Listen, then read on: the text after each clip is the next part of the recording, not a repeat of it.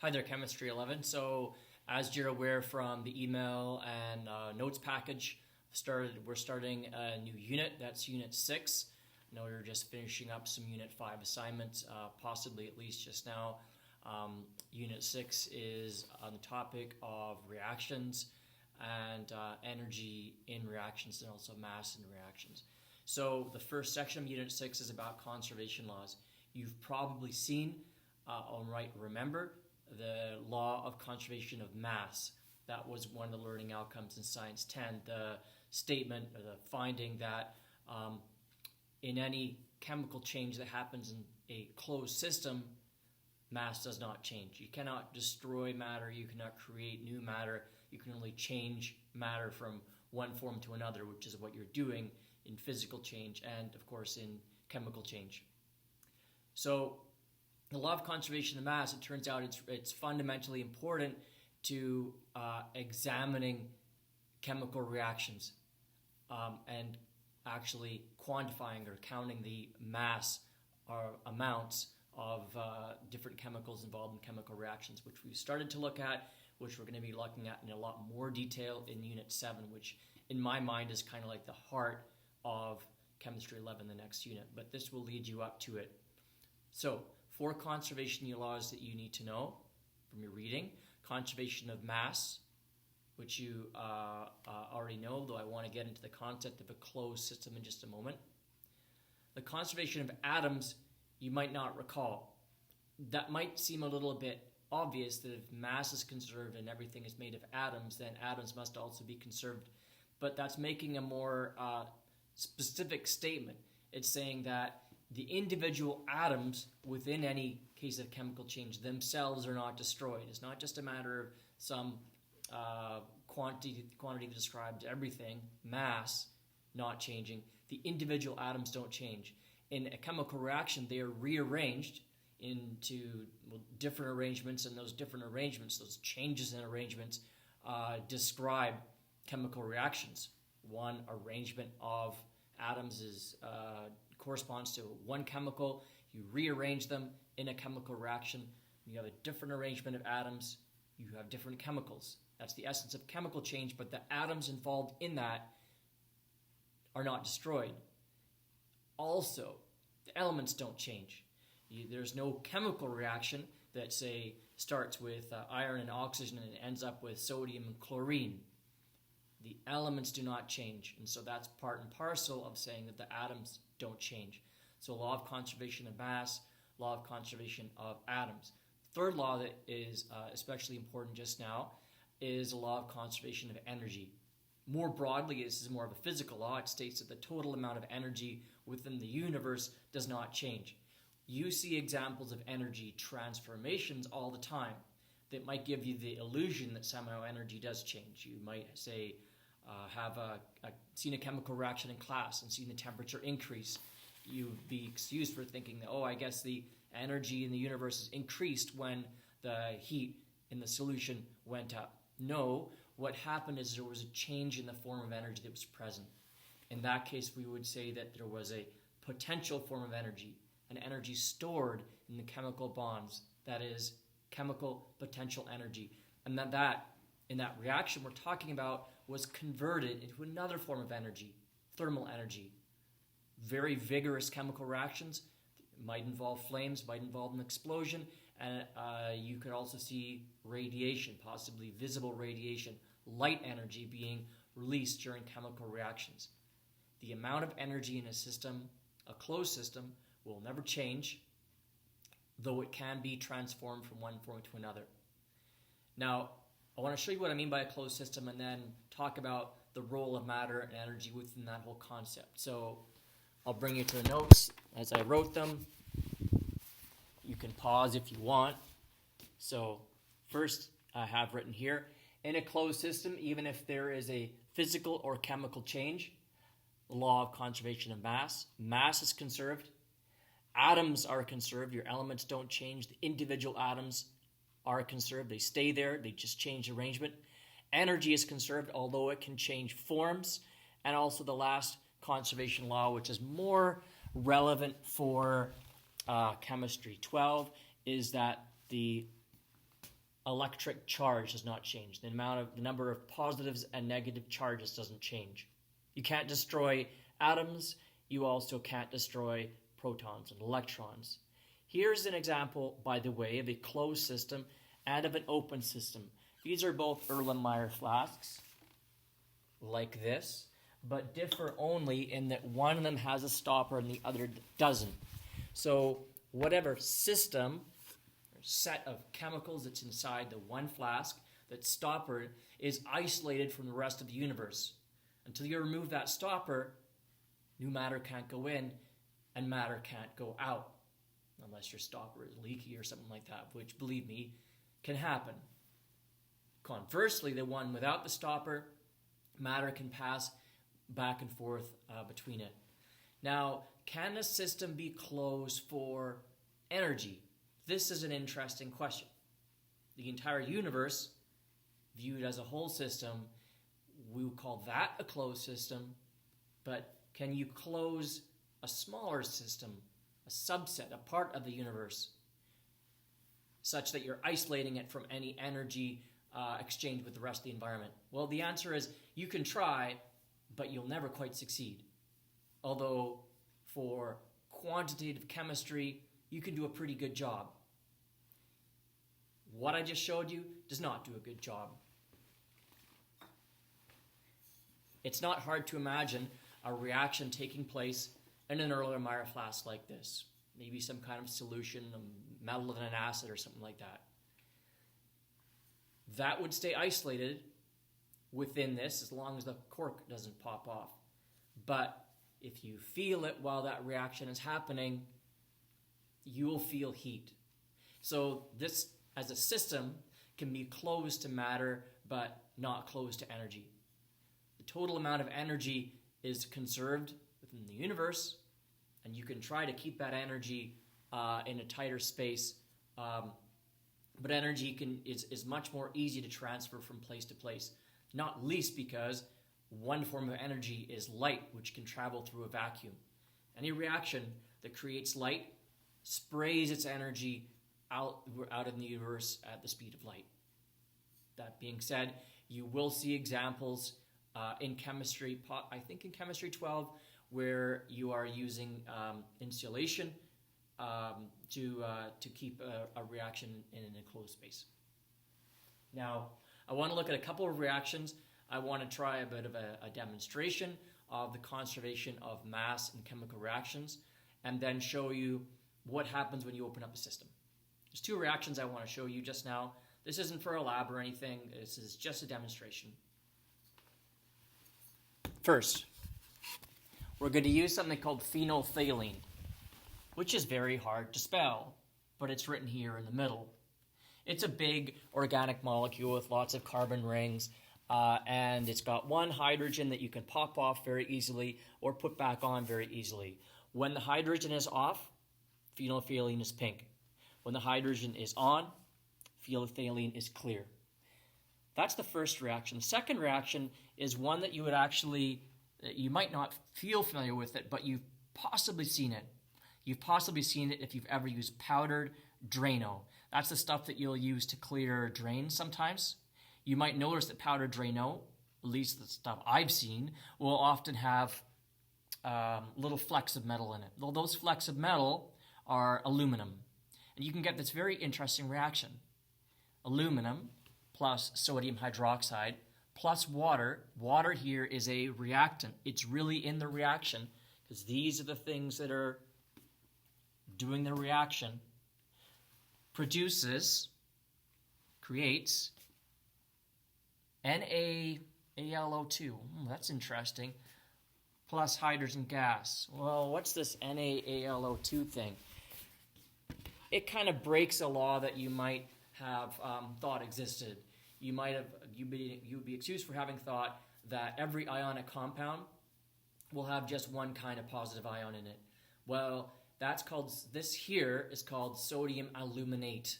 It's actually two metals that are combined with one nonmetal. It's still an ionic compound. It's got sodium ions and aluminum ions, and then the negative ions are oxide ions. So it's sodium aluminate. If you've used powdered Drano, you've made it before. So I chose that reaction for two reasons. One is it releases energy, and two is it produces a gas.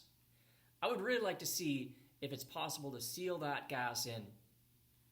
I know that, if we can seal the gas in, we would conclude that it will be a very strong test of the law of conservation of mass, that there might be a state change, but if the gas stays contained in the container, then the mass won't change.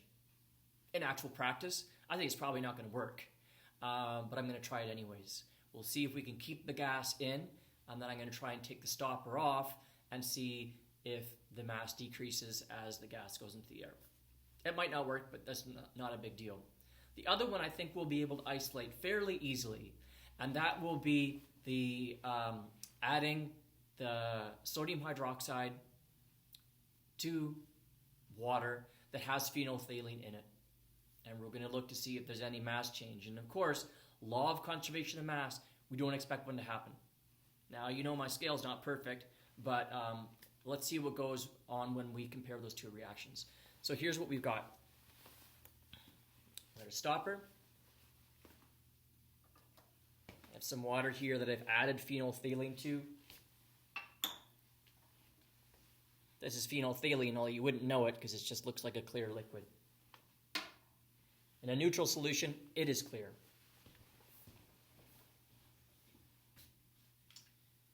So here's paper that I'm going to put the sodium hydroxide into. Let's get some masses anyways. So for later, I'm going to use 0.60 grams of aluminum. How about the amount of sodium hydroxide I use? I'm going to add the sodium hydroxide in this paper envelope. Why am I going to do that? Because I want to show you the ingredients being combined inside the flask, and I want to show a reaction happening, and during that reaction demonstrate no mass change. Wish me luck. So I've just zeroed it because the paper's going to go in there. Sodium hydroxide is an ionic compound.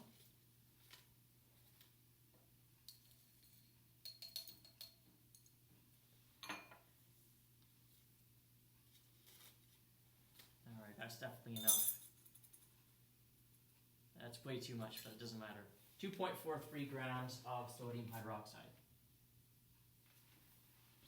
When you learn stoichiometry, you're going to learn that I made no attempt to balance that stoichiometrically. I added a whole bunch of extra sodium hydroxide, but it doesn't matter.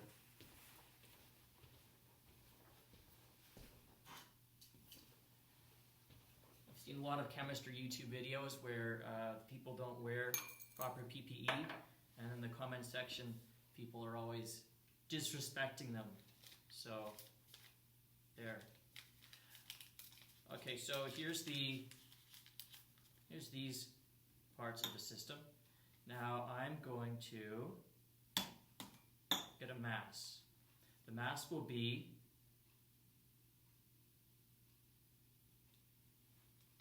mass of the paper plus the solution, which I should add. Here it is. This is my water plus phenolphthalein. This is a stopper here. I kind of coated the stopper with a bit of syrup to see if I could seal it off. Now let's get a mass. 164.99 grams. Let's try to put that to the middle of the scale to be sure. Exactly 165. All right. Reactant, stopper, and glassware. 165 grams, and that's before adding the aluminum. That comes later. Is there a mass change in the reaction that creates the pink version of phenolphthalein? That's the question.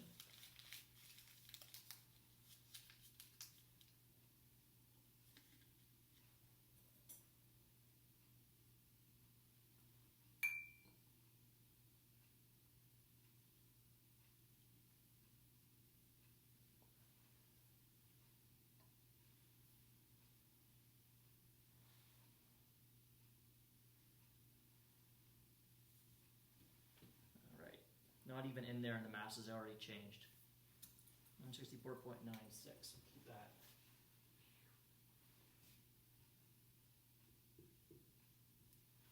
Let's do the actual combining of the reactants. There.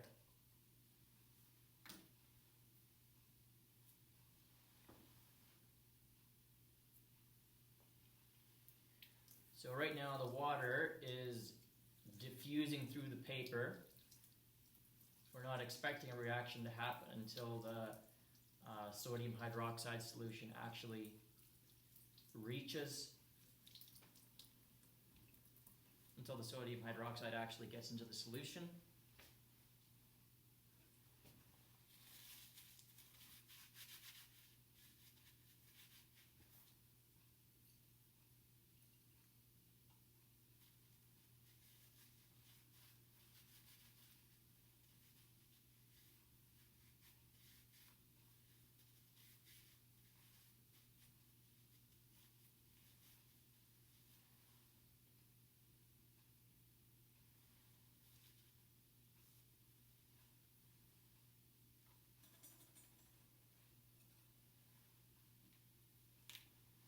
All right.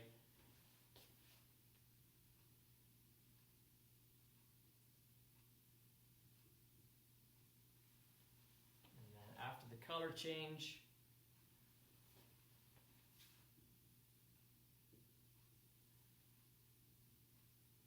it went up by 0.04 grams.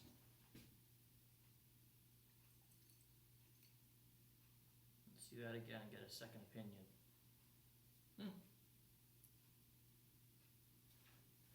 165, 0.03. Well, violated the conservation of mass. I think we can agree that it's a little more likely that there's some small, there's 164.98, that there's some something that got onto the scale, though I don't like to say that. Either that or it's not. Oh, there's 164 point.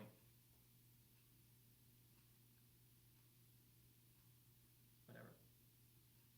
So what we're going to look at now, if there was a mass change, we can agree that it was at least a marginal mass change, a very small one. What we're going to look at now is to see what happens when I add the second reactant. So there was a tiny mass change right here, which when you're doing mass change labs is not at all unusual. If we were to just acknowledge that this scale is probably not perfect, we could say that, well, it's 165.0 grams in both cases. So at that level of precision, no detectable mass change. What I'm going to try doing now is adding this aluminum. So let's to be sure that's the 0. Now it's giving me different values, 0.56 grams of aluminum. I think it's time to get another scale. So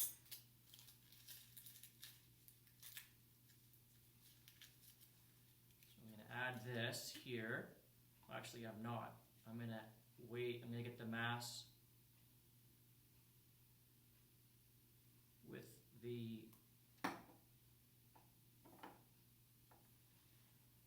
combined mass. Here we go. 165.56. So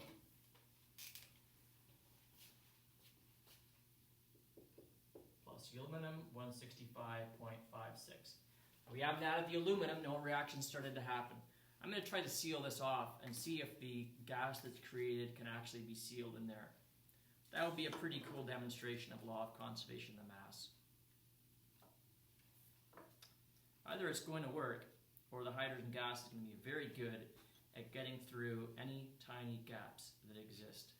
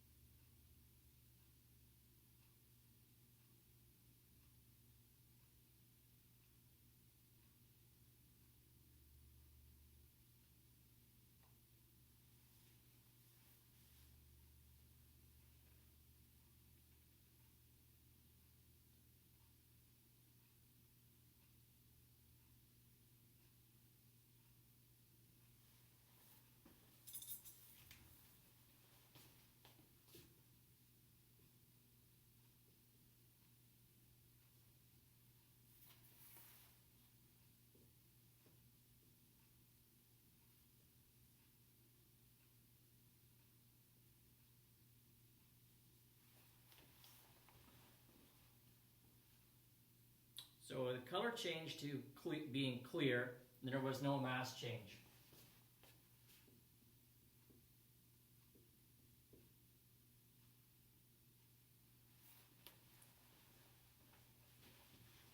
So in other words, 165.56 is after the reaction had started to proceed. So what I'm going to do now is I'm going to open this up.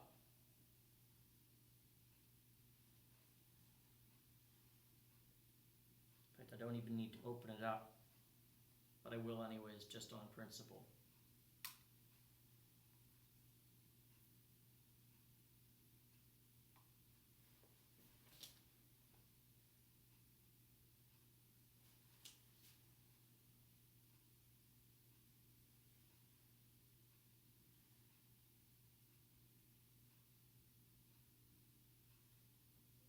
And I'm going to stop the video here. What I'm going to do in the comment section is I'll just leave a quick comment about what happened for the final mass. Punchline is, in any kind of chemical change, mass will be conserved. Atoms will be conserved. Energy and electric charge are also conserved. What I've demonstrated here is that within a 0.1 gram level of precision, that we can examine a chemical change and conclude that in the case of that chemical change, there's been no change in mass. What is also happening just now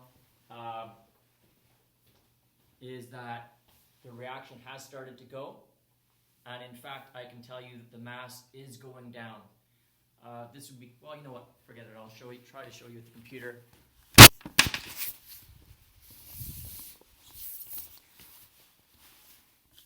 And there.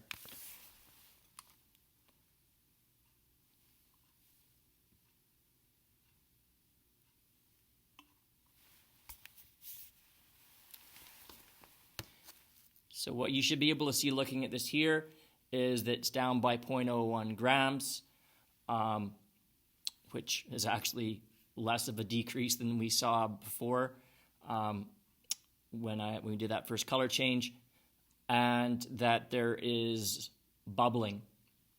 What I'm expecting, or what we can expect reasonably, is that after we've let that sit for a while, that there will be a slightly larger change in the mass that will reflect the mass loss to the atmosphere of the hydrogen. I hope this was useful. Just a note that this is kind of meant to inform you for when you're doing the conservation of mass lab that I've also posted. So be looking for two reactions. In the first reaction, I I demonstrate the law of conservation of mass. Again, you're going to see a little bit of a mass change. On the second reaction, it's much more, it's a reaction that creates a lot of gas, and you can expect to see a substantial change in mass when you have an open system and a gas being lost. So showing the difference between if you have a closed system, whatever level of the fact that the mass loss is not detectable, or you can say that there were other minor experimental errors that were involved, versus if you have an open system and you have a state change, matter can escape and you can have what appears to be a loss of mass, whereas in reality all that's happening is the weight of what remains on the scale has gone down. So I hope that makes things a little bit clearer for when it comes to doing the conservation of mass lab.